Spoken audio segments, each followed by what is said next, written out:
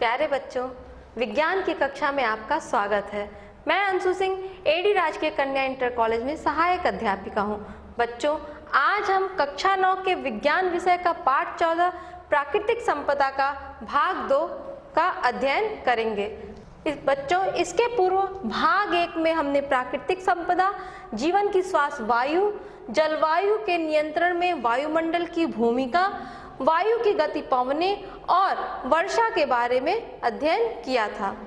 बच्चों, आज हम भाग 2 में वायु प्रदूषण, जल एक अद्भुत द्रव, जल प्रदूषण, मृदा में खनिज की प्रचुरता और मृदा प्रदूषण या भूमि प्रदूषण के बारे में पढ़ेंगे। बच्चों, जब वायु, जल, मृदा जो हमारी प्राकृतिक संपदा है, इसमें भौतिक परिवर्तन या रासायनिक परिवर्तन या जैविक गुणों में कोई परिवर्तन होता है और ये परिवर्तन हमारे लिए या अन्य जीवों के लिए हानिकारक होता है या प्रतिकूल प्रभाव डालता है, तो इसको प्रदूषण बोलते हैं।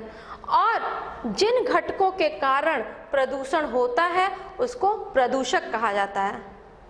बच्चों, आइए देखिए वायु प्रदूषण क्या होता है। बच्चों, हम ही इसके पहले पढ़ चुके हैं कि वायु विभिन्न गैसों का मिश्रण होता है।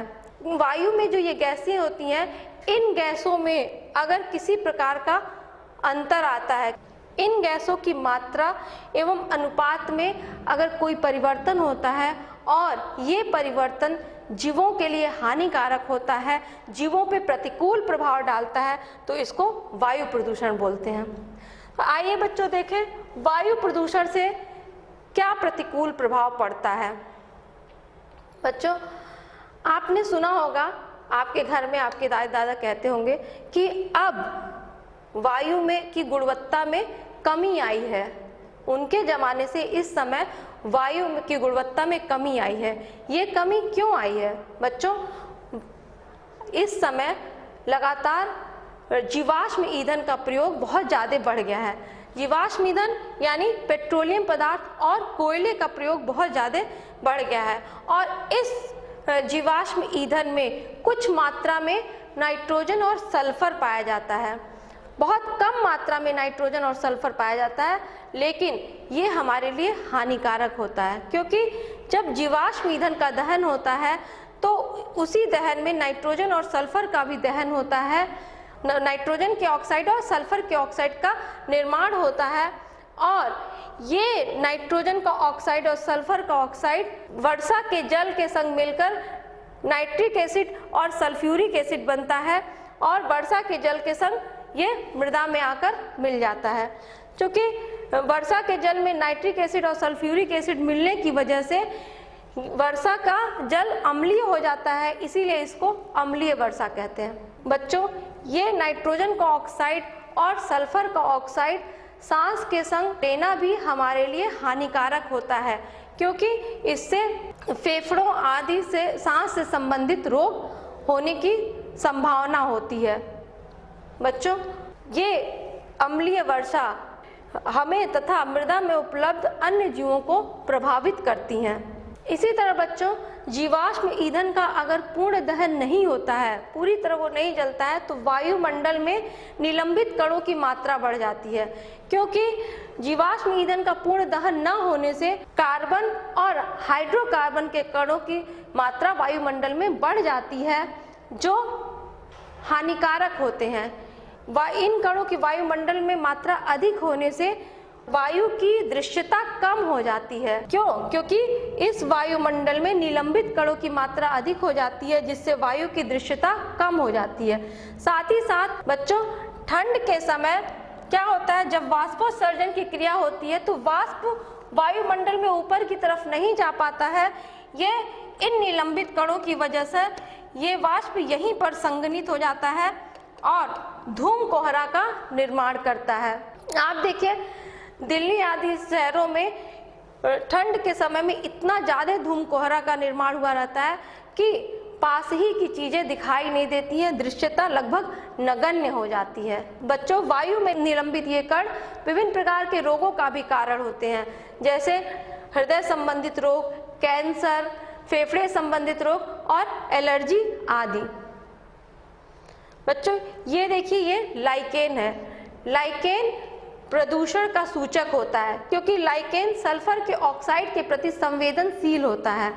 तो आप देखिए, लाइकेन अगर सड़क के किनारे वृक्ष की छाल पर लाइकेन उगा है और सड़क से दूर कहीं वृक्ष की छाल पर लाइकेन अगर उगा हुआ हो, तो सड़क से दूर वृक्ष की छाल पर जो लाइकेन है उसकी ग्रोथ, उसकी वृद्धि बहुत अच्छी होती है, जबकि सड़क के किनारे जो लाइकेन होता है इसकी वृद्धि बहुत कम होती है। क्यों? क्योंकि सल्फर के ऑक्साइड की उपस्थिति में लाइकेन अच्छे से वृद्धि नहीं करता है। और सड़क के किनारे लगातार वाहनों के चलने से वायु प्रदूषण बहुत हुआ रहता है। सड़क के किनारे सल्फर के ऑक्साइड अधिक होते हैं, जिसकी वजह से यहाँ पर लाइकेन की वृद्धि अच्छे से नहीं होती है। तो लाइकेन वायु प्रदूषण का सूचक होता है। अब आइए बच्चों, हम देखें प्राकृतिक संपदा जल किस प्रकार हमारे जीवन के लिए बहुत आवश्यक है। बच्चों, जल हमारे पृथ्वी के एक बहुत बड़े भूभाग को घेरे हुए है। ये जल भूमिगत जल के रूप में भी पाया जाता है और साथ ही साथ जल की कुछ मात्रा वाष्प के रूप में वायुमंडल में पाई जाती है।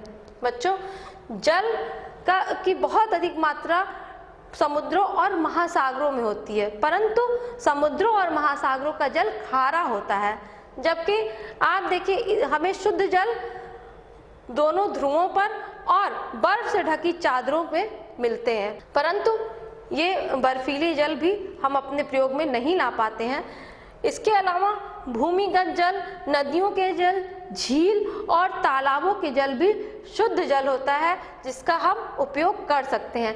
इन जलों में हम क्लोरीन युक्त दवा डालकर और इन्हें गर्म करके हम उपयोग में ला सकते हैं। जल की प्राप्ति भूमि पर सभी जगहों पे एक समान नहीं होती है। कहीं जल की प्राप्ति पर्याप्त होती है या और कहीं कम होती है। साथ ही साथ आप देखिए, गर्मियों के मौसम में जल की प्राप्ति बहुत कम हो जाती है और गांव में जल की आपूर्ति के लिए लोग दूर दूर से जल को ले आते हैं। साथ ही साथ हमारे नगर निगम द्वारा भी जल की प्राप्ति को बढ़ाने के लिए हैंडपंप लगाया जाता है, नलकूपों का निर्माण किया जाता है और पाइपलाइनों द्वारा घरों में जल को उपलब्ध कराया जाता है। परंतु बच्चों, जल इतना आवश्यक क्यों है? जो भी सजीव होते हैं उनके शरीर में या उनकी कोशिकाओं में जो भी क्रियाएं होती हैं वो घुलित माध्यम में होती है, इसीलिए जल बहुत आवश्यक होता है। शरीर में एक स्थान से दूसरे स्थान पर पदार्थों का संवहन भी घुलित अवस्था में होता है। बच्चों, इसीलिए सजीवों में को अपने शरीर में जल की मात्रा को संतुलित बनाए रखना आवश्यक होता है। बच्चों, जो स्थलीय प्राणी होते हैं वो उनको अपने शरीर की जैविक क्रियाओं को करने के लिए शुद्ध जल की आवश्यकता होती है, क्योंकि समुद्री खारे जल में नमक की मात्रा अधिक होने की वजह से वो उस जल को बर्दाश्त नहीं कर सकते हैं। बच्चों, जल जैव विविधता के लिए भी उत्तरदायी होता है। इसको हम ऐसे समझें कि आप देखिए, एक नदी, झील या तालाब के पास की भूमि देखिए और एक पथरीली भूमि देखिए, तो आप देखेंगे नदी, झील या तालाब के पास की भूमि में जो पौधे हैं, जो जंतु हैं, उनकी संख्या अधिक होती है, उसकी प्रजाति अधिक होती है, जबकि पथरीली भूमि पे जंतुओं की या पौधों की संख्या भी कम होती है और प्रजाति भी कम होती है। इसी तरह आप एक और प्रयोग कर सकते हैं कि आप अपने विद्यालय के रास्ते में कोई खाली जगह देखिए, तो आप उस जगह पर देखेंगे कि उस जगह को अवलोकन 2 बार करिए। एक बार गर्मी के मौसम में या सूखे समय में और दूसरी बार बरसात के समय में। तो आप देखेंगे गर्मी के समय में वहाँ पे बहुत कम पौधे और जंतु पाए जाएंगे, परंतु बरसात के समय में देखिए छोटे छोटे बहुत से पौधे वहाँ उग जाते हैं और इसी तरह छोटे छोटे कीड़े आदि भी वहाँ पर दिखाई देते हैं। जब जल की आपूर्ति होती है तो विभिन्न प्रकार के जीवों की जाति और संख्या अधिक होती है। इसीलिए जहाँ 5 सेंटीमीटर वर्षा होती है वहाँ जैव विविधता बहुत कम पाई जाती है, जीवों की संख्या बहुत कम पाई जाती है, जबकि जहाँ 200 सेंटीमीटर वर्षा होती है वहाँ पे जैव विविधता बहुत अधिक पाई जाती है। इस परिप्रेक्ष्य में हम भारत में जैव विविधता को देखें तो आप देखिए, भारत में अंडमान निकोबार क्षेत्र में पूर्वी हिमालय में और पश्चिमी घाट में और इंडो बर्मा सीमा पर बहुत ज़्यादा जैव विविधता देखने को मिलता है। जबकि इसके कंपेयर में अगर हम राजस्थान की बात करें तो राजस्थान पे जल की प्राप्ति बहुत कम होती है, वहाँ की भूमि रेतीली होती है, तो वहाँ पर जैव विविधता और जीवों की संख्या भी बहुत कम पाई जाती है। बच्चों, जैव विविधता का निर्धारण जल द्वारा तो होता ही है, परंतु उस क्षेत्र का तापमान और मृदा का प्रकार भी जैव विविधता को निर्धारित करता है। बच्चों, जल हमारे जीवन के लिए अत्यंत आवश्यक है, इसीलिए कहा जाता है जल ही जीवन है। परंतु इस जल में अगर कोई अवांछनीय पदार्थ मिल जाए जो जीवों के लिए हानिकारक हो तो इस जल को हम दूषित जल कहते हैं। जल दूषित कैसे होता है? बच्चों, आप देखिए लगातार खेतों में पीड़कनाशक और उर्वरकों का प्रयोग बहुत ज़्यादा बढ़ गया है और वर्षा के जल के संग ये पीड़कनाशक उर्वरक की कुछ मात्रा नदियों में आकर मिल जाती है। साथ ही साथ घरों के अपशिष्ट पदार्थ, उद्योगों के अपशिष्ट पदार्थ को भी नदियों में मिला दिया जाता है। और बच्चों देखिए, फैक्ट्री के गर्म पानी को भी नदियों में मिला जाता है। कुछ उद्योगों में शीतलक के रूप में जल का प्रयोग किया जाता है और इसके परिणाम स्वरूप ये जल गर्म हो जाता है और इस गर्म जल को नदियों में मिला दिया जाता है, जिसकी वजह से जल प्रदूषित हो जाता है। जल प्रदूषण के ये कारण और प्रभाव होते हैं। देखिए, जलाशयों में अनारक्षित पदार्थों का मिलाना। बच्चों, जलाशयों में हम उद्योगों के कचरे को, उद्योगों के अपशिष्ट पदार्थ को मिलाते हैं। जैसे अगर कागज उद्योग से आए अपशिष्ट पदार्थ में पारा के लवण भी होते हैं जो जलीय जीवों के जीवन को प्रभावित करते हैं। साथ ही साथ घरों के अपशिष्ट अगर जल में मिल जाते हैं तो ये इस जल को पीने से हैजा, पेचिश आदि रोग होने की संभावना होती है। इच्छित पदार्थों का जलाशयों से हटाना।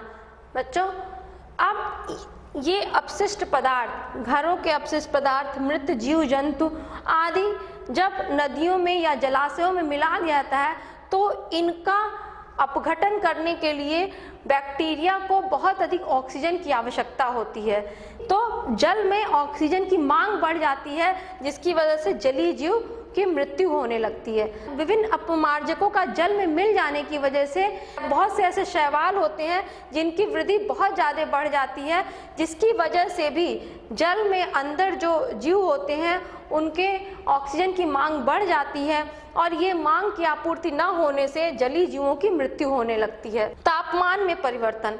बच्चों, आप देखिए, जल में जब सूर्य का प्रकाश पड़ता है तो नदियों का जल या जलाशयों का ऊपरी भाग गर्म होता है, लेकिन अंदर का जल ठंडा होता है और इसी के अनुकूल वहाँ पे जंतु तथा वनस्पतियाँ पाई जाती हैं। लेकिन जलाशयों से आए गर्म पानी की वजह से पूरा जल गर्म हो जाता है, जो उस जलाशय में उपस्थित जंतुओं तथा पौधों पर प्रतिकूल प्रभाव डालता है। ऐसा हो सकता है कि कुछ जंतुओं की वृद्धि बहुत बढ़ जाती है या कुछ जंतुओं की वृद्धि पर विपरीत प्रभाव पड़े। ऐसा हो सकता है कि कुछ जीवों की वृद्धि बहुत बढ़ जाए या हो सकता है कि कुछ जीवों की वृद्धि पर इसका विपरीत प्रभाव पड़े। और साथ ही साथ बच्चों, जंतुओं के अंडे और लार्वा भी तापमान के प्रति संवेदनशील होते हैं। तो बच्चों, यहाँ देखिए, इस प्रकार जल का प्रदूषण हमारे जीवन पर दुष्प्रभाव डालता है। बच्चों, अब आइए हम लोग मृदा के बारे में जानें। बच्चों, मृदा एक महत्वपूर्ण संपदा होती है जो जैव विविधता का निर्धारण करती है और पृथ्वी का जो सबसे बाहरी परत होता है उसको भूपृष्ठ कहते हैं। इस भूपृष्ठ में विभिन्न प्रकार के खनिज पाए जाते हैं जो जीवों के पालन पोषण के लिए पोषक तत्वों को प्राप्त कराते हैं। लेकिन बच्चों, अगर ये खनिज पदार्थ पत्थरों में संलयन हो, पत्थरों में मिला हो, तो ये खनिज पदार्थ जीवों को उपलब्ध नहीं हो पाएगा। हजारों लाखों वर्ष पहले से ये क्रिया होती है पृथ्वी पर कि पत्थरों में रासायनिक परिवर्तन, भौतिक परिवर्तन और जैविक प्रक्रियाओं द्वारा पत्थर टूटते रहते हैं और टूटते टूटते अंत में ये महीन कणों में बदल जाते हैं और इसी महीन कण को मृदा कहते हैं। और इस मृदा में जो खनिज होता है वो जंतुओं या जीवों के लिए उपलब्ध होता है। तो आइए बच्चों देखें कि किस प्रकार मृदा का निर्माण होता है। मृदा के निर्माण में सूर्य, जल, वायु तथा कुछ जीव सहयोगी होते हैं। आइए देखें सूर्य किस प्रकार मृदा का निर्माण करता है। बच्चों, दिन के समय जब पत्थरों पर प्रकाश पड़ता है तो ये पत्थर गर्म हो जाते हैं और प्रसारित होते हैं। इसी तरह रात के समय ये पत्थर ठंडे होकर संकुचित होने लगते हैं। लेकिन बच्चों, इन पत्थरों पर एक समान रूप से प्रकाश नहीं पड़ता है, तो कहीं पत्थर अधिक गर्म होगा, कहीं पत्थर कम गर्म होगा। तो पत्थरों का प्रसारण और संकुचन अनियमित होता है, जिसकी वजह से इन पत्थरों में दरार पड़ जाती है और ये पत्थर छोटे टुकड़ों में टूट जाते हैं। जल पत्थरों से मृदा के निर्माण में दो प्रकार से सहयोगी होता है। पहला, ये जो पत्थरों में दरार पड़ता है, इन दरारों में पानी आकर भर जाता है और ठंड के मौसम में ये पानी बर्फ का रूप ले लेती है और बर्फ की वजह से इन पत्थरों की दरारें और बढ़ जाती हैं। ऐसा क्यों होता है? हम जानते हैं कि जल के आयतन की तुलना में बर्फ का आयतन अधिक होता है, तो उतना ही जल जो इसमें है वो बर्फ के रूप में बदलता है, तो आयतन बढ़ने की वजह से इन पत्थरों की दरारें और चौड़ी हो जाती हैं। इसके साथ ही बच्चों, जब जल में बहुत बहाव होता है, नदियों में जल का बहाव बहुत तेज होता है, तो जल में जो पत्थर होते हैं वो आपस में टकराकर छोटे छोटे टुकड़ों में टूट जाते हैं। बच्चों, जल इन छोटे कणों को एक स्थान से दूसरे स्थान पर पहुंचाने का भी कार्य करता है। इन कणों को एक स्थान से दूसरे स्थान पर निक्षेपित करने का भी कार्य करता है। बच्चों, वायु जब बहुत तेज गतिमान होती है, जब तेज हवाएं चलती हैं, तो ये पत्थर आपस में टकराते हैं और टकराकर छोटे कणों में, रेत में बदल जाते हैं और साथ ही साथ वायु भी इन रेतों को या कणों को एक स्थान से दूसरे स्थान पर पहुंचाने का कार्य करते हैं। इसी वजह से देखिए कि जिन पत्थरों से ये मृदा बनी रहती है वो पत्थर कहीं और होते हैं और मृदा बनकर कहीं और चली गई रहती है। बच्चों, इसी तरह जीव भी मृदा निर्माण में सहयोगी होते हैं। जैसे लाइकेन जिन पत्थरों पर उगता है वहाँ एक विशेष पदार्थ छोड़ देता है और इस पदार्थ की वजह से पत्थरों की सतह चूर्ण के रूप में बदल जाती है और एक पतली मृदा की लेयर बन जाती है। इसी तरह इस चूर्ण पर कुछ अन्य छोटे पौधे जैसे मॉस उग जाते हैं और ये मॉस इस मृदा की लेयर का फॉर्मेशन करते हैं। इसी तरह कुछ और पौधे बच्चों, इन पत्थरों की दरारों में उन पौधों की जड़ें आ जाती हैं, जिससे ये दरारें और फैल जाती हैं, जो मृदा निर्माण में सहयोगी होती है। बच्चों, अब ये जो मृदा हमें मिला, जो मृदा बना, ये मृदा एक मिश्रण होता है। तो आइए पहले क्रियाकलाप द्वारा जानें कि क्या वाकई में मृदा मिश्रण होता है, और मिश्रण होता है तो उसमें क्या क्या मिला होता है। बच्चों, एक बीकर लीजिए और बीकर में थोड़ी सी मृदा डाल दीजिए और ध्यान रहे इस बीकर में इस मृदा का कम से कम 5 गुना पानी होना चाहिए।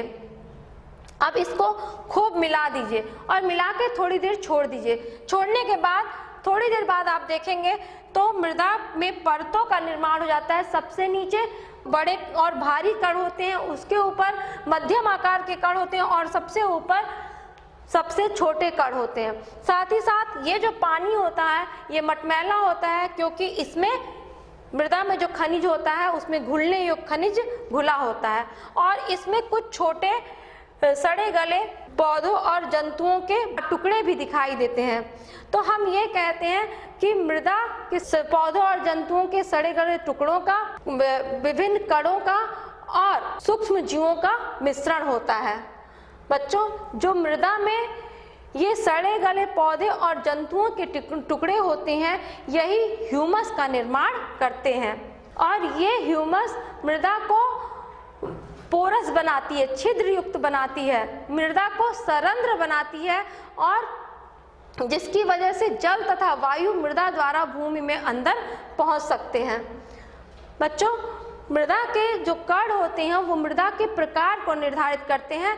जैसा कण होता है उसी प्रकार का मृदा होता है। बलुई मिट्टी, दोमट मिट्टी या चिकनी मिट्टी, इसमें मृदा का कण कितना बड़ा होता है उसके अनुसार मृदा का प्रकार होता है। बच्चों, मृदा में जो खनिज की उपलब्धता होती है वो इस बात पर निर्भर करती है कि वो मृदा किस पत्थर से बना है। उस पत्थर में जो खनिज होंगे वही उस मृदा में होता है। बच्चों, मृदा में ये खनिज और ह्यूमस, इनकी मात्रा ये निर्धारित करता है कि उस मृदा में किस प्रकार के पौधे होंगे। बच्चों, आप देखिए, मृदा का ऊपरी भाग जिसमें मृदा के कणों के अतिरिक्त खनिज पदार्थ, ह्यूमस और सूक्ष्म जीव होते हैं, उसको ऊपरी मृदा कहते हैं। और इसी ऊपरी मृदा की वजह से मृदा की जैव विविधता निर्धारित होती है। बच्चों, यहाँ देखिए, ये ह्यूमस का निर्माण हुआ है। क्या होता है, पेड़ तथा पौधे मृत होकर यहाँ मृदा में आ जाते हैं और इनका अपघटन होता है जो ह्यूमस का निर्माण करता है। बच्चों, अब हमें ये समझ में आ गया कि मृदा पौधों की ग्रोथ के लिए और अन्य जीवों के लिए आवश्यक होता है। परंतु बच्चों, इस मृदा में पीड़क नाशक और उर्वरकों का अत्यधिक उपयोग अगर किया जाता है तो क्या होता है कि मृदा के जो सूक्ष्म जीव होते हैं उनकी मृत्यु हो जाती है, जिसकी वजह से मृदा के पोषक तत्वों का चक्रण नहीं हो पाता है और मृदा की संरचना भी नष्ट हो जाती है। साथ ही साथ बच्चों, अत्यधिक पीड़क नाशक और उर्वरकों के प्रयोग की वजह से मृदा में जो केंचुए होते हैं, जो ह्यूमस निर्माण में सहयोगी होते हैं, वो भी नष्ट होने लगते हैं, समाप्त होने लगते हैं, जिसकी वजह से मृदा की उर्वरकता प्रभावित होती है। इसीलिए संपोषित खेती न करने की वजह से, पोषण युक्त खेती न करने की वजह से मृदा की उर्वरकता समाप्त होने लगती है और मृदा बंजर भूमि में बदलने लगता है। तो बच्चों, मृदा से उपयोगी घटकों यानी इन सूक्ष्म जीवों और ह्यूमस को हटाने से और दूसरे हानिकारक पदार्थों के मिलने से, जैसे उर्वरक और पीड़क नाशकों के मिलने से मृदा की उर्वरता तो नष्ट होती है, साथ ही साथ मृदा में स्थित जैविक विविधता भी नष्ट होने लगती है और इसी को भूमि प्रदूषण या मृदा प्रदूषण कहा जाता है।